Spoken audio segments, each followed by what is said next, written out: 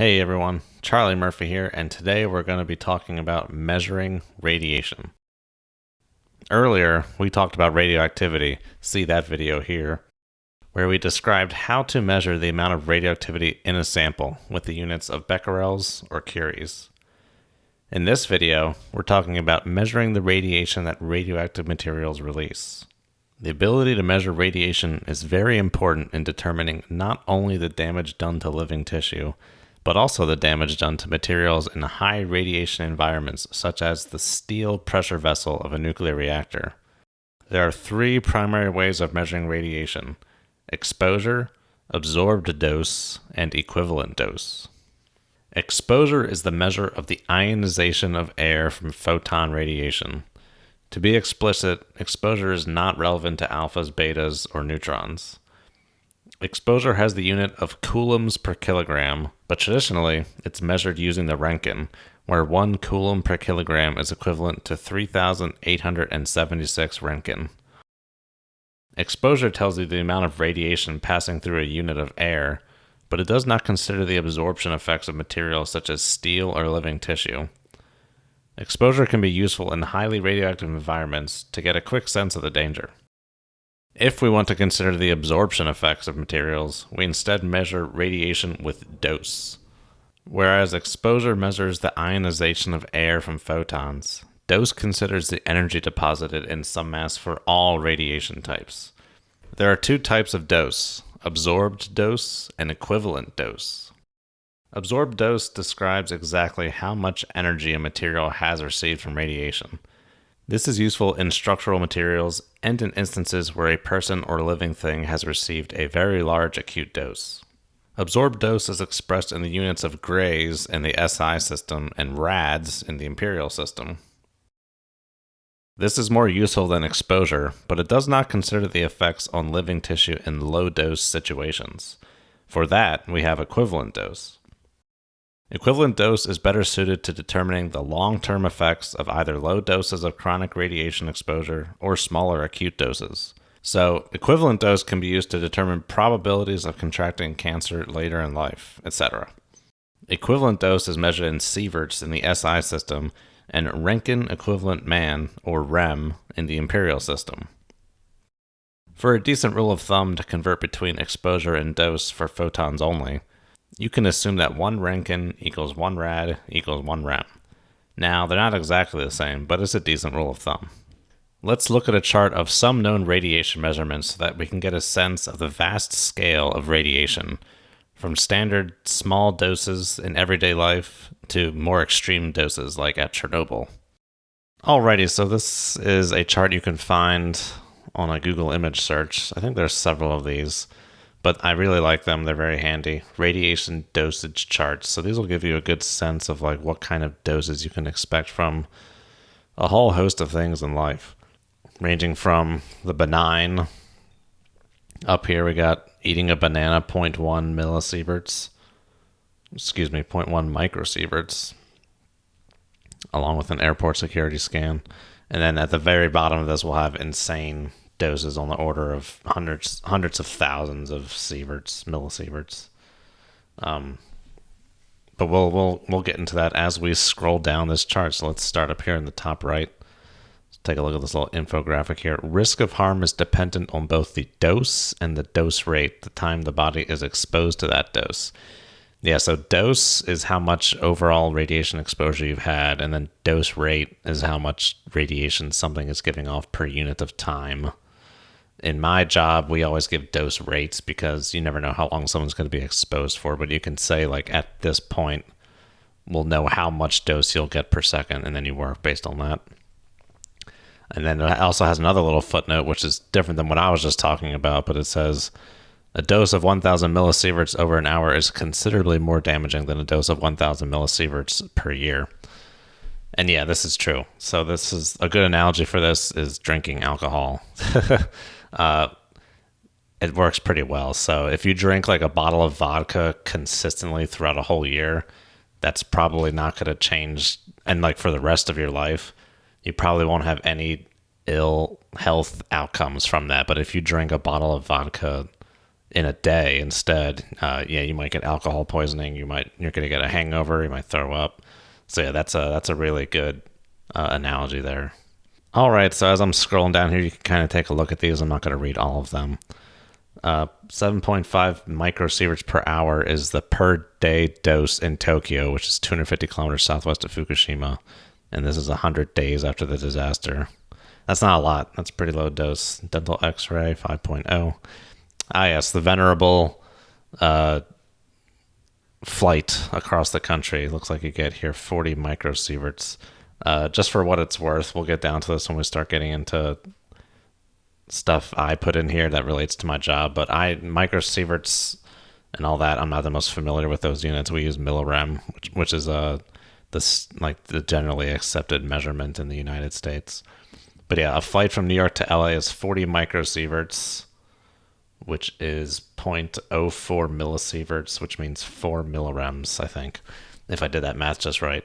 So yeah, you get a little bit of a dose from New York to LA because there's less atmosphere between you and space, and there's lots of radiation that comes from space and hits the Earth. There's also, it's worth noting, I don't think this chart mentions it, but it's been hypothesized that this may even be like proper medical theory, that if you get below a certain dose at any one point, it's the same as if nothing ever happened to you. Kind of like taking like a sip of booze. If you just take like one sip, like you're not going to get a hangover or whatever. 100 microsieverts, which is 0.1 millisieverts, 10 millirems.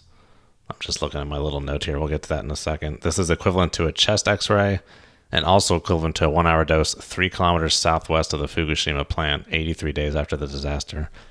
I guess I should just quickly brief you on what happened at Fukushima if you don't know. This was almost 10 years ago. Really? Wow, okay. Almost 10 years ago, there was an earthquake which the power plant survived. Fukushima is a nuclear power plant. It's a boiling water reactor. We'll get into what that is in another video. It survived the earthquake just fine. What it did not survive was the tsunami. This plant was built, I believe, before they knew that this kind of tsunami could happen, or right as this was being learned. So it was not designed for this type of tsunami. So what happens is the plant gets knocked out, and basically it melts down, and there's a huge. Actually, I don't know if it melted down.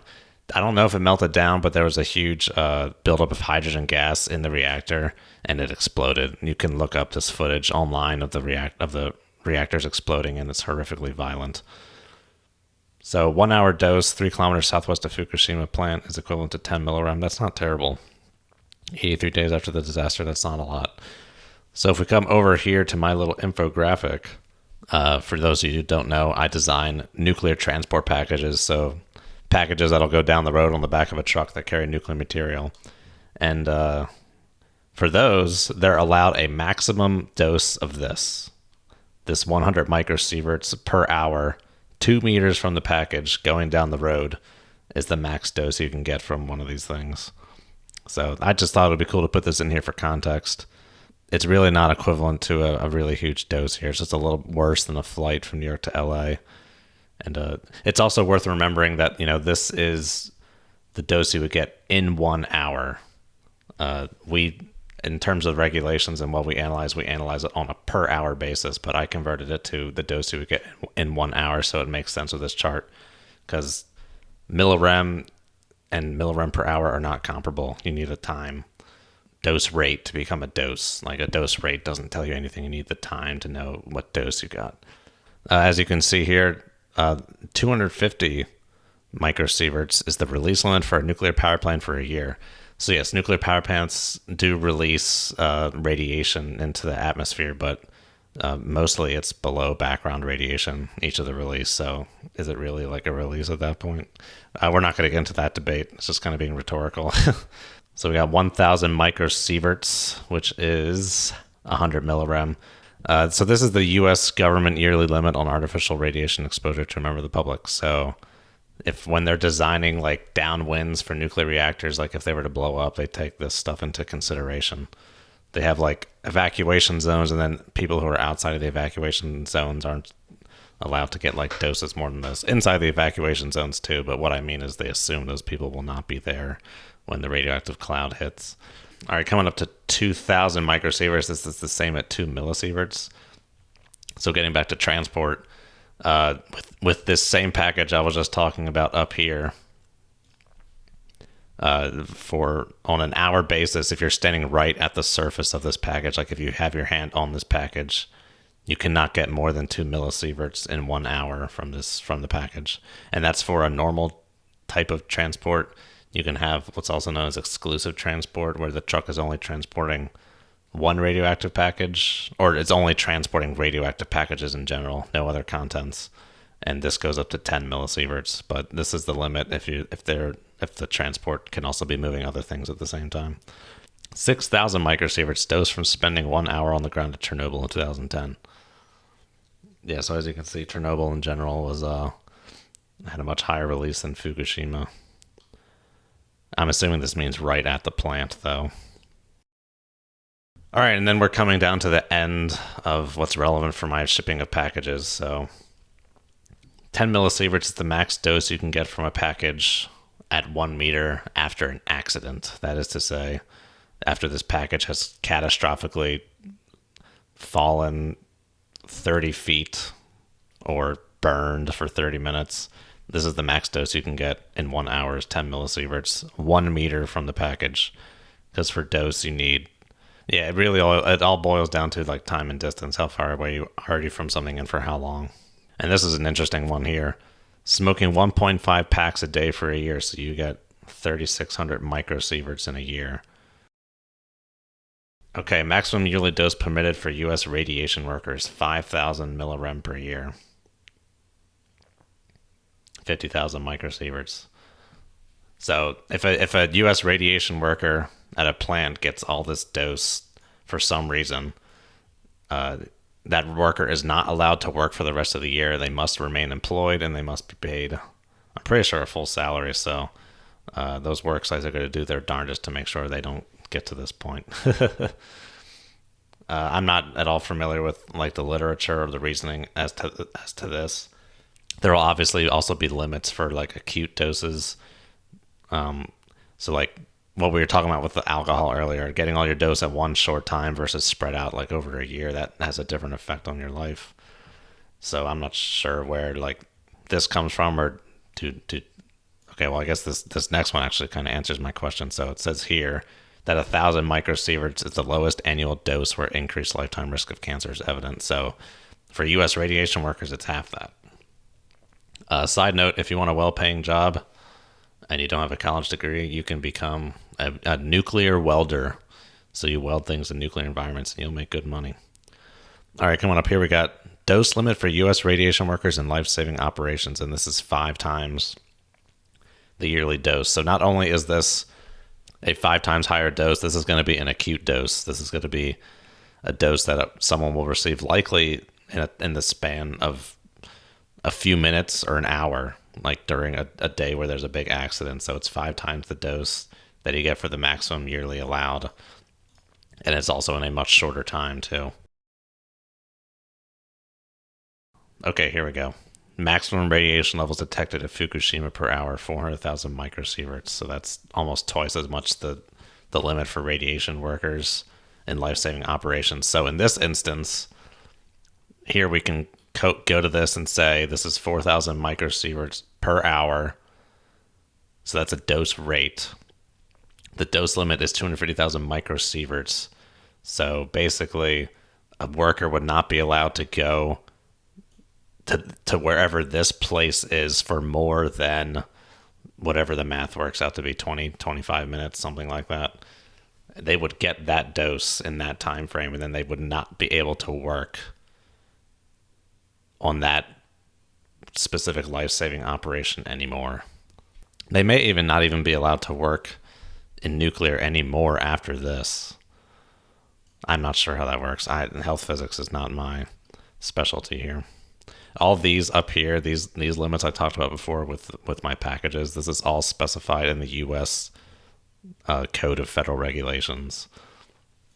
This is all very standardized for transport. Okay, now we're getting up into the really crazy acute doses. So just a little bit more than the Fukushima dose rate per hour. is where you'll actually get a decrease in blood cell count, which will return to normal in a few days. 1 million microsieverts. So we're at, what is this? 1,000 times greater than the max dose you can get from a package, and that has been in an accident at 1 meter, is when you get temporary radiation sickness. Not fatal. Per hour in surface water in tunnels outside Fukushima number 2 reactor, 17 days after the disaster. Yeah, I'll be doing Fukushima stuff in the future, but at the moment I'm not the most familiar with it. 4 million microsieverts, extremely severe dose. Bleeding, hair loss, death possible within 4 to 6 weeks. So if you saw the show Chernobyl, a lot of those guys got a dose that was at least this. All right, now we're bumping up to 6 million microsieverts, usually fatal within 2 to 4 weeks. So a lot of the guys we saw in Chernobyl had at least this. And this is the same with K-19 as well. They all got on the order of at least 6 million microsieverts of a dose. 10 million microsieverts fatal dose. Death within 2 weeks. So coming back to what I just said, they all more likely had a dose greater than this. 30 million, so 3 times the fatal dose, seizures and tremors, death within 48 hours. I don't know that we saw any of that. We may have in the show, actually. And then here we go, 50 million microsieverts, so 50,000 millisieverts, and 500,000 millirem. 10 minutes exposure to the Chernobyl reactor core after meltdown. Yikes. So even if you were only standing out there for a minute, you would get a 5 million microsievert dose, which would likely be fatal. And then if you were standing there for just, 12 minutes, another 1/5 of that, 1 million, you would then get temporary radiation sickness, not fatal. For 12 seconds, standing at the Chernobyl reactor for 12 seconds, you would get this. 1 million microsieverts.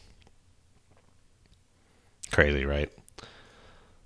But yeah, there you go. So I thought this was a very good infographic. Over here, you just got a plot of dose. As you can see, most of this is all just like pretty indistinguishable from one another. And it's scaled that way on purpose. They scaled it so that it would start, noticeably increasing here as it started getting to the point where bad things start happening. But yeah, there you go. So this will give you a sense of the doses we're dealing with here.